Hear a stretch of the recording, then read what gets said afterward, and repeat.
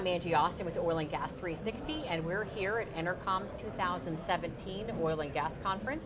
And joining us again this year is Jeff Ventura. Jeff is the President and CEO with Range Resources. Welcome back, Jeff. It's great to be back. So how many years do you think you've been coming? Because I know every time I've been here, I've interviewed you. Yeah, every year that you've been here now, I bet it goes back 10 years or more, so Okay. For a long time. I interviewed one person today who's been coming since '95. He said there are about 30 some people in the audience, and that's sure changed, hasn't it? That person beats me, but I've been here for many years. All right, let's talk about an update. Jeff, update us on Range's current development plans for the Southern Marcellus. Yeah, for the Southern Marcellus, we'll continue to drill this year in the dry, wet, and super rich like we have. For the rest of this year, we're looking at lateral lengths that are about 9,500 feet long, so we've continued to extend out our laterals. Okay. We'll be drilling about a third of the wells on existing pads. Next year that number could be higher, maybe even approach 50%. Okay. And importantly, our production should ramp into the third and fourth quarter, and particularly the fourth quarter when we have some new transportation that comes online. So it'll coincide well with that, as well as the improved seasonal differentials that we typically see in the fourth and first quarter of the year. Excellent. All right, in terms of strategy, how has your strategy changed, Jeff, since Range launched the Marcellus in '04, and what have you learned about the play since then?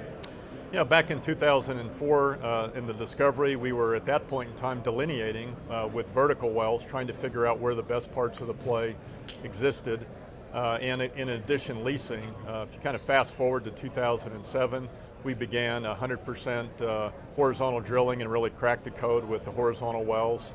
And at that time also, being that we found the both wet and dry gas, we started with the first infrastructure to be able to process the liquids.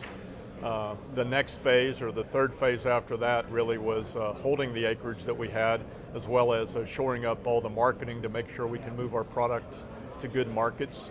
And where we are currently, since the acreage is predominantly held by production or will be held within the primary term, where we are now is extending laterals, improving capital efficiency, and working on expanding margins through some of the new transportation agreements that we have. Let's talk a little bit about economics. Could you break out Range's current well economics in the Marcellus for us, Jeff? Yeah, it's back to, we have the dry, wet, and super rich. All three areas are good. Recoveries per well range from about 2.5 BCF per 1,000 foot of lateral to 3 BCF on average. Our best wells are over 4 BCF per 1,000.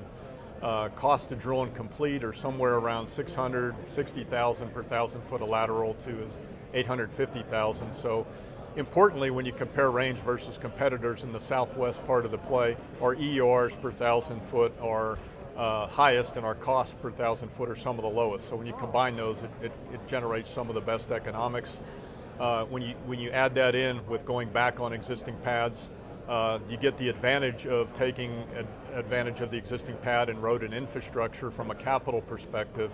In addition to that, if we can find space in the existing gathering in an area that's on an existing pad, the cost of the gathering incrementally is very low. So it's, quote, free gathering. Right. Or close to it. There's Right. little cost, but it's significantly less. And when you combine all that, we think that's what helps drive or what we think is a peer leading or at or near the head of the class recycle ratio of 2.5 times at current strip pricing. All right.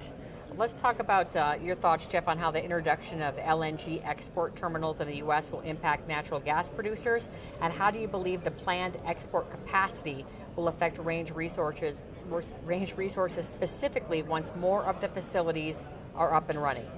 The LNG exports are very important when you take into account the LNG exports plus the exports to Mexico. And as the infrastructure builds out, LNG will trade more like an international commodity versus just a U.S. commodity. So that expansion is important for those reasons. We believe LNG exports by the year 2020, end of 2020, will be on the order of 8 billion cubic feet per day. Conservatively, maybe as high as 10. And I think if you go beyond that, there's an additional potentially 10 to 20 BCF per day more with time. So that'll really help the supply-demand aspects of natural gas in the U.S. and therefore Range. We're one of the country's largest natural gas producers and one of the country's largest natural gas liquids producers. All right. Well, let's go now through the North Louisiana asset base and Range's plans to develop those assets.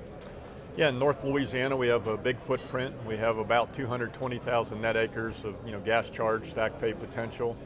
Importantly, with the North Louisiana assets, when you look at where those assets are located, it's the areas where a lot of the existing demand is for the product. So they get near NYMEX pricing, whether it's for natural gas liquids, or condensate. So you don't have the wider differentials.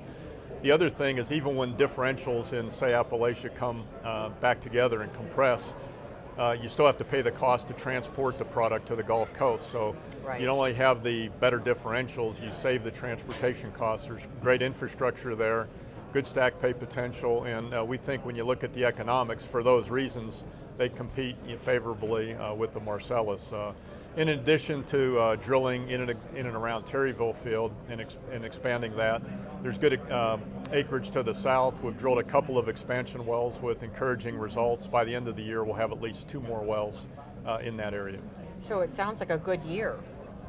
Yeah, we're operationally, there's a lot of good things that are happening. We have really high quality assets, high quality team, and a good track record of driving down costs while increasing capital efficiency. And again, I think when you roll that up into recycle ratio, whether you're looking at oil or gas companies in any basin, 2.5 times is at or near the head of the class. Well, wonderful. It's great to see you again. Good to see you. Again, Jeff Ventura, he is the president and CEO of Range Resources, and I'm Angie Austin with Oil and Gas 360 here at EnerCom's 2017 Oil and Gas Conference.